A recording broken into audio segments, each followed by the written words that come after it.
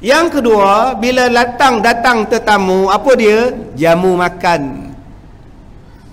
Letak jamu makan. Dah 3 jam, 2 jam tetamu duduk, dia balik. Nak balik, Mat? Balik dah. Ya Allah, tak ada minum apa pun. Nampak tu? Rasa nak cekik je tu rumah tu. Aku dah duduk 2 jam, tiba-tiba bila aku nak balik, engkau cakap, ya Allah, tak sempat nak minum. 2 jam kau buat apa?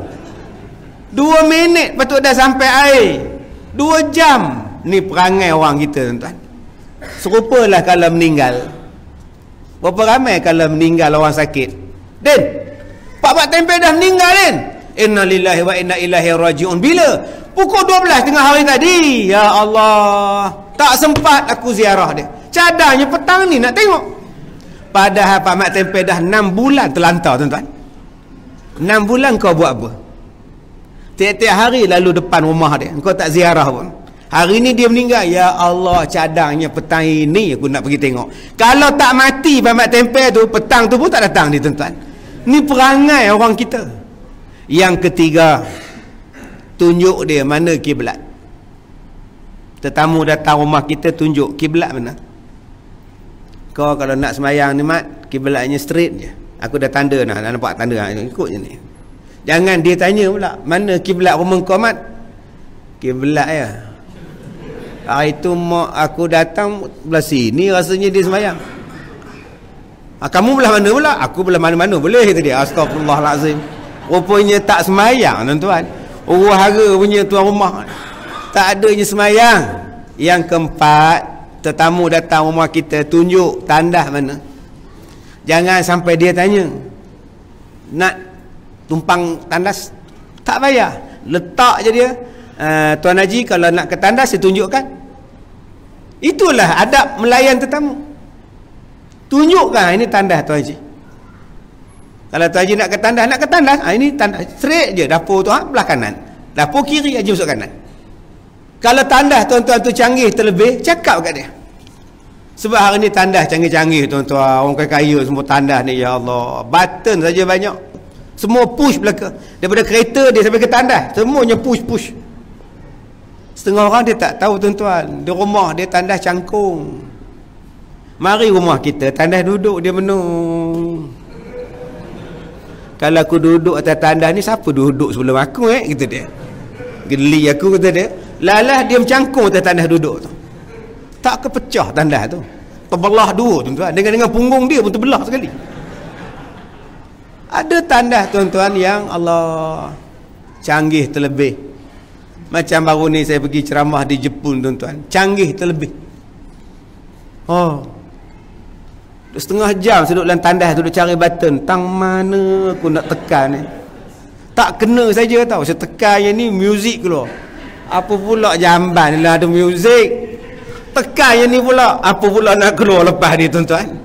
Tak kena saja. Lala saya tekan satu ni pula, udah keluar pula pipe kecil je keluar kat tengah-tengah mangkuk. Dia tembak, tuan-tuan. Udah terkejut kita. Itu yang berterabur ke pintu tu. Hai, halo je air dia tu nanti. Saya duk bayang kalau opah guna yang ni. Halo tembak dia, tuan-tuan. Pada biar dia opah, tuan-tuan. Yang mana faham, tak faham sudah, tuan-tuan. Kena ajar pada dia macam mana cara dia. Ini yang dikatakan orang yang baik. Baik. Kemudian sabda Nabi SAW, wa at'amat ta'am, dan juga mendapat mahligai, seperti yang tersebut dalam tadi, orang memberi dan menjamu orang makan. Lepas habis mayang tadi, saya tengok berada-berada tu pakat duk ambil kari pap dengan cucur apa ke benda tu. So duk tengok dia orang ambil satu makan, mai datang orang ni pula ambil makan. Saya tanya anak-anak tuan-tuan ni bayar ke? Tak ada bayar, Ustaz. Ustaz Kazim ke? Ya. Sepek mata tak pakai lain. Apa yang lain sama je lah. Seseronok tengok, tuan-tuan. Ada satu part yang ni bayar. Mi RM2.5, nasi RM2, Milo lah apalah, kopi 4 belalang lah apa semua tulis. Hak sebelah ni free. Saya tanya Tok Bilal tadi, kena bayar ke cucur ni? Tak ada, Ustaz, ambil lah makan. Ada je orang bagi hantar makan. Ni wa at'amat ta'am, yang jamu orang makan. Siapa yang buat ni tak tahulah tuan-tuan. Siapa yang mencadangkan benda ni pun dapat pahala. Bukan setakat orang yang hantar makan tu, yang mencadang mula-mula dulu. Saya mencadangkan kita buat kempen hantar makanan letak di surau. Siapa datang ada rezeki dia, cadangan diterima. Nabi sebut dalam hadis, man dalla ala khairin falahu mithlu ajri. Siapa yang mencadangkan benda yang baik, siapa yang mula-mula membuat benda yang baik, dia dapat pahala. Dan tiap-tiap kali orang ikut dia buat baik, dia pun dapat pahala sebanyak mana yang ikut. Sebab tu tuan-tuan, sambil duk makan cucur tu, kuih tu, jangan duk kutuk. Ini je kuihnya pun ngap. Ada yang jenis tu, ada jenis tu.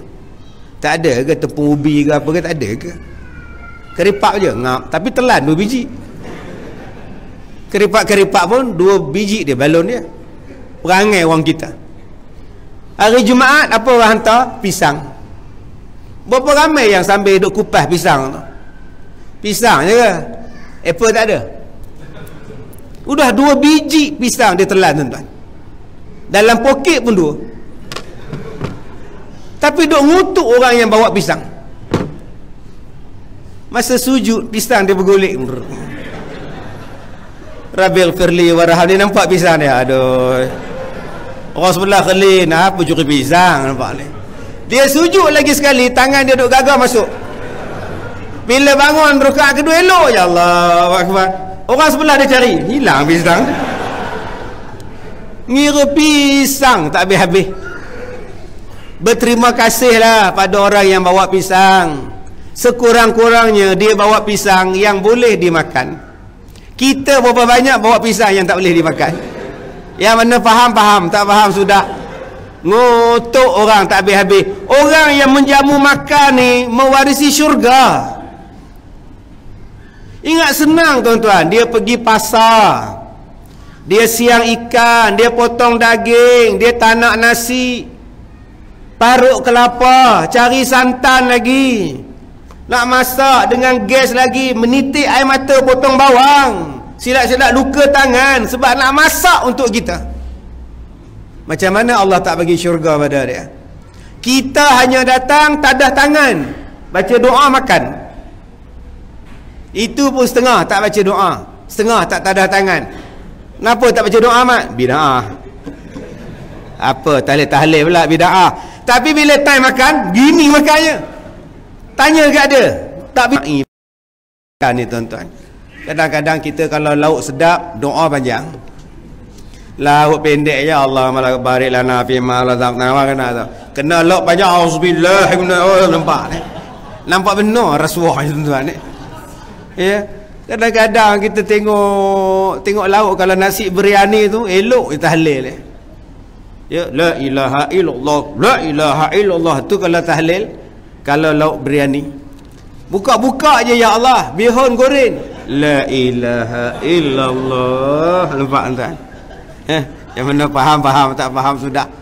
Jadi lepas ni tuan-tuan, tolong raikan orang yang jamu makan.